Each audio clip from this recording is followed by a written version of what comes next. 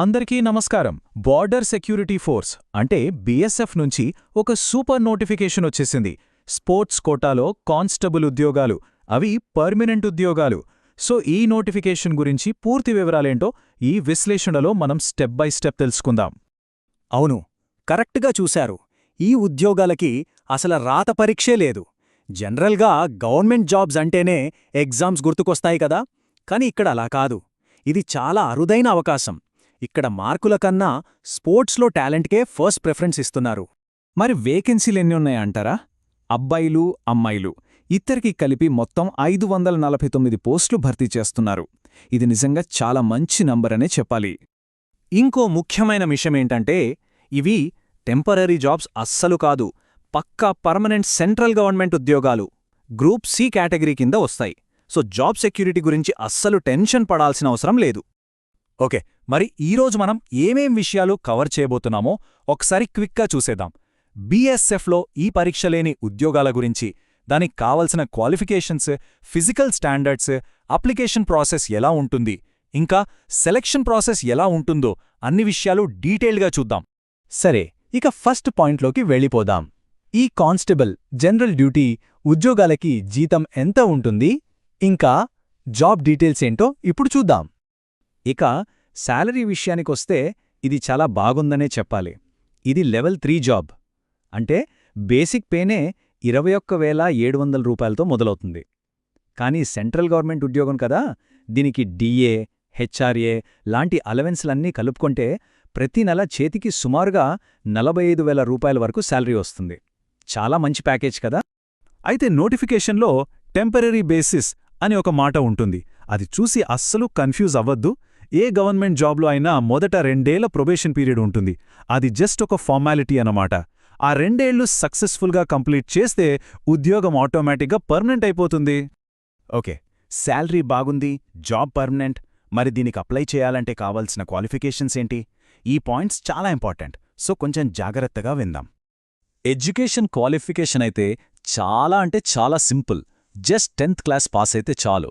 First class రావాలి, 90% మార్కులుండాలి, అలాంటి rules ఏమీ లేవు. పాస్ అయితే సరిపోతుంది. ఇక ఏజ్ లిమిట్ విషయానికి వద్దాం. ఆగస్ట్ 1, 2025 నాటికి ఏజ్ని క్యాలిక్యులేట్ చేస్తారు. మినిమం ఏజ్ 18 సంవత్సరాలు. ఇక మ్యాక్సిమం ఏజ్ విషయానికొస్తే జనరల్ క్యాండిడేట్స్కి 23 ఏళ్లు, ఓబీసీ వారికి 26 ఏళ్లు, ఎస్సీ ఎస్టీ వారికి 28 ఏళ్ల వరకు ఏజ్ రిలాక్సేషన్ ఉంది. సో ఈ కట్-ఆఫ్ డేట్ని బాగా గుర్తుపెట్టుకోండి. ఇక అన్నిటికంటే ముఖ్యమైన పాయింట్ ఇదే, స్పోర్ట్స్ సర్టిఫికెట్. ఈ సర్టిఫికెట్ ఎప్పుడు పడితే అప్పుడు తీసుకున్నదైతే సరిపోదు. ఖచ్చితంగా జనవరి 15, 2024 నుంచి జనవరి 15, 2026 మధ్యలో జారీ చేసి ఉండాలి.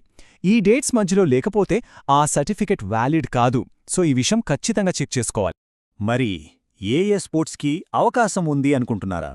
దాదాపు 30కి పైగా స్పోర్ట్స్ కేటగిరీస్ ఉన్నాయి. ఇక్కడ చూస్తున్నవి కొన్ని ఉదాహరణలు మాత్రమే. Archery, athletics, boxing, football, hockey, kabaddi, swimming, చివరికి యోగా కూడా ఉంది. సో చాలా ఆప్షన్స్ ఉన్నాయి. అబ్బాయిలకి, అమ్మాయిలకి ఇద్దరికీ కూడా పోస్టులున్నాయి. ఇది డిఫెన్స్ జాబ్ కదా, సో ఫిజికల్ స్టాండర్డ్స్ ఖచ్చితంగా ఉంటాయి. వీటిలో కాంప్రమైజ్ అయ్యే ఛాన్సే లేదు. అవేంటో ఇప్పుడు క్లియర్గా తెలుసుకుందాం. ముందుగా హైట్ గురించి చూద్దాం. అబ్బాయిలకి మినిమం 170 సెంటీమీటర్లు ఉండాలి, అమ్మాయిలకి 157 సెంటీమీటర్లు ఉండాలి. అయితే ఎస్టీ క్యాండిడేట్స్కి కొంచెం రిలాక్సేషన్ ఉంది. ఎస్టీ అబ్బాయిలకైతే 162.5 సెంటీమీటర్లు, అమ్మాయిలకైతే 150 సెంటీమీటర్లు ఉంటే సరిపోతుంది. ఇక ఛాతీ కొలత, ఇది అబ్బాయిలకు మాత్రమే. నార్మల్గా ఉన్నప్పుడు 80 సెంటీమీటర్లు, గాలి పీల్చినప్పుడు ఎక్స్పాండ్ అయ్యి 85 సెంటీమీటర్లు అవ్వాలి. అంటే మినిమం 5 సెంటీమీటర్లు ఎక్స్పాన్షన్ ఉండాలన్నమాట.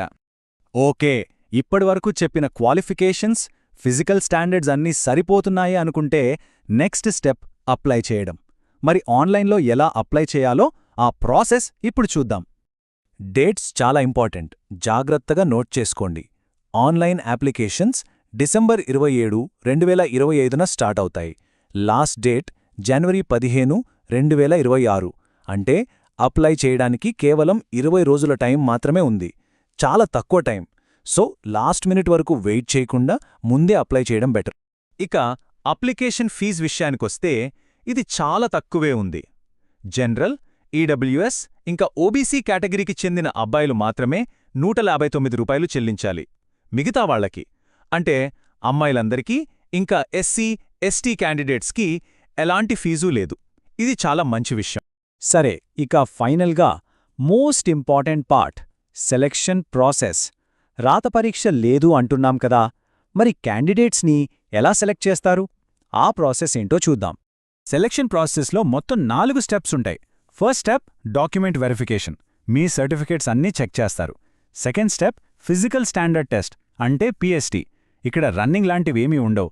జస్ట్ హైట్, వెయిట్, చెస్ట్ కొలతలు మాత్రమే తీసుకుంటారు. Third step sports trials. ఇక ఫైనల్గా డీటెయిల్డ్ మెడికల్ ఎగ్జామినేషన్ ఉంటుంది. సో మళ్ళీ ఒక్కసారి క్లియర్గా చెప్తున్నా, ఈ సెలక్షన్ ప్రాసెస్లో చదువుకి, మార్కులకి సంబంధం లేదు.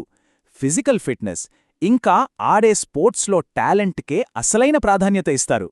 అసలీ స్పోర్ట్స్ ట్రయల్స్ అంటే ఏంటి అని డౌట్ రావచ్చు.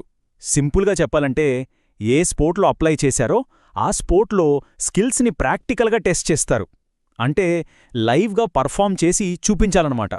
స్పోర్ట్స్ అచీవ్మెంట్స్ అనేవి సెలక్షన్లో చాలా కీ రోల్ ప్లే చేస్తాయి. ఇక్కడ చూడండి, ఫర్ ఎగ్జాంపుల్ ఒలింపిక్స్లో గోల్డ్ మెడల్ ఉంటే ఏకంగా 100 మార్కులిస్తారు. వరల్డ్ ఛాంపియన్షిప్లో గెలిస్తే 96 మార్కులు. ఇలా అచీవ్మెంట్స్ని బట్టి మార్కులిచ్చి ఒక మెరిట్ లిస్ట్ ప్రిపేర్ చేస్తారు. సో చూశారు కదా, ఎగ్జామ్ టెన్షన్ లేకుండా కేవలం స్పోర్ట్స్లో టాలెంట్తోనే ఒక పర్మనెంట్ సెంట్రల్ గవర్నమెంట్ జాబ్ సంపాదించే గోల్డెన్ ఆపర్చునిటీ ఇదే. అర్హత ఉన్నవాళ్లు అస్సలు మిస్ చేసుకోవద్దు. ఇది కెరియర్ని మార్చేసే అవకాశం. దీనికి తగ్గట్టుగా ప్రిపేర్ అవ్వండి.